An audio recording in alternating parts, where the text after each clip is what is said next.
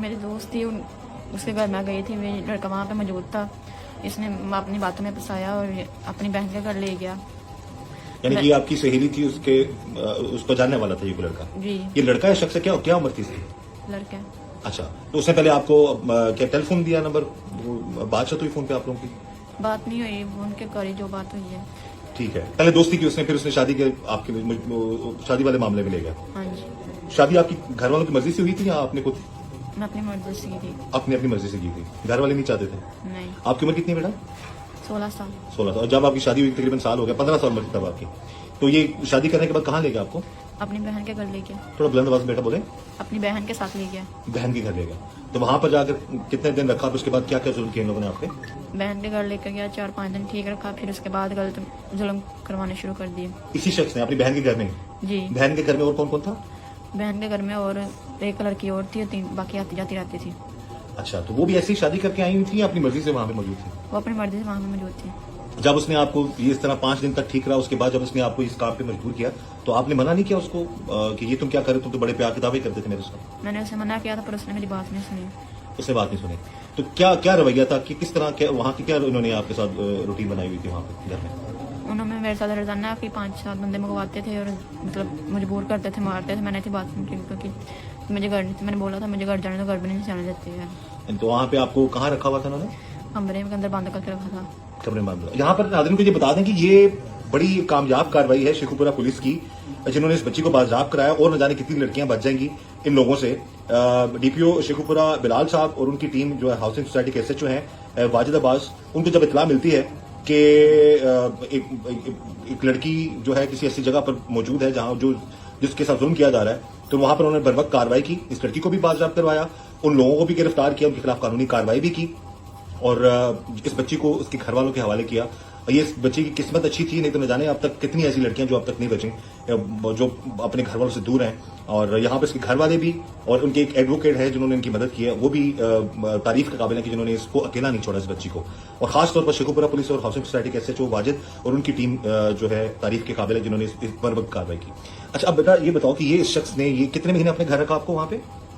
इस शख्स ने पहले मुझे महीना 2 घर रखा, उसके बाद उसे खाल रोड पर भेज दिया। फिर इसकी जो सबा बहन थी उधर से फिर लेके आए मुझे, उधर से खरीद क्या के सबा के पास थी? वहां पर आपका शोहर लोग लेकर आता था, और कौन कौन जुल्म करता था आप पे? सबा का बेटा भी था वहां पे? जी, वो भी करता था और सबा का शोहर भी करता था। तो मारता कौन था ज्यादा आपको? सबा मारते से ज्यादा खुद सबा मारती थी। ये जो औरत है ये क्या काम करती है? ये भी धंधा करती है।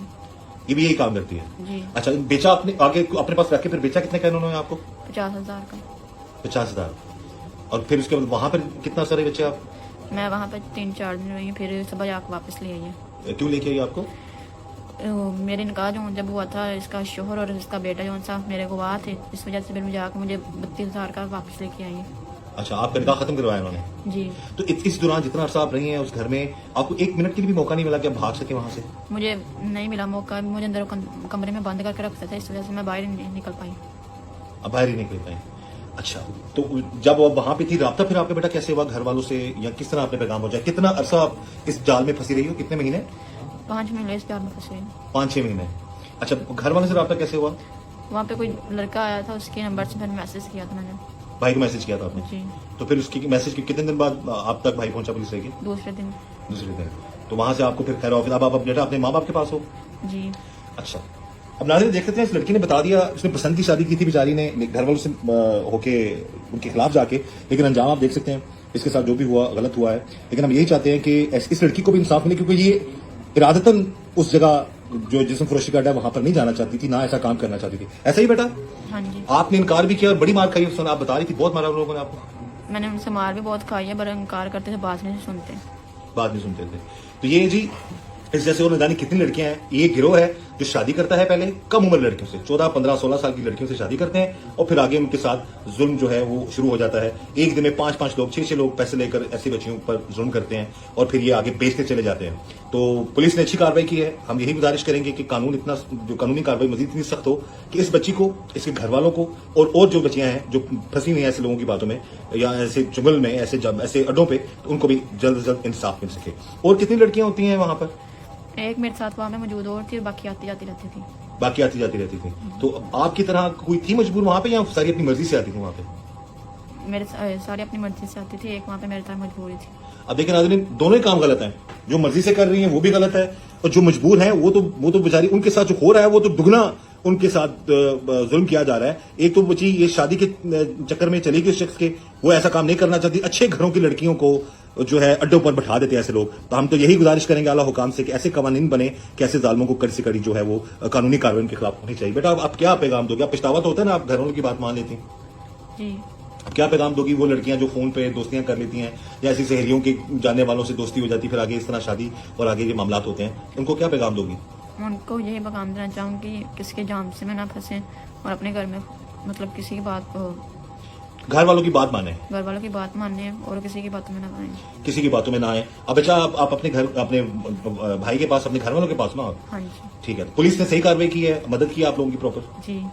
चलो ये जी इस बच्ची ने पैगाम दे दिया है, और हमारा भी यही पैगाम है, मेरा भी अपने इस प्रोग्राम के जरिए से यही पैगाम है, खुदा रहा मत ऐसे लोगों की बातों में है जो कि आपकी जिंदगियां खराब करें। इस लड़की ने जो है अब ये अपने घर वालों के पास है, और हम यही चाहते हैं कि इसको भी इंसाफ मिले। और again Sheikhupura police high school colony के जो SHO हैं वो एक एडवोकेट साहब हैं, और इसका भाई भी तारीफ के काबिल है जिन्होंने इस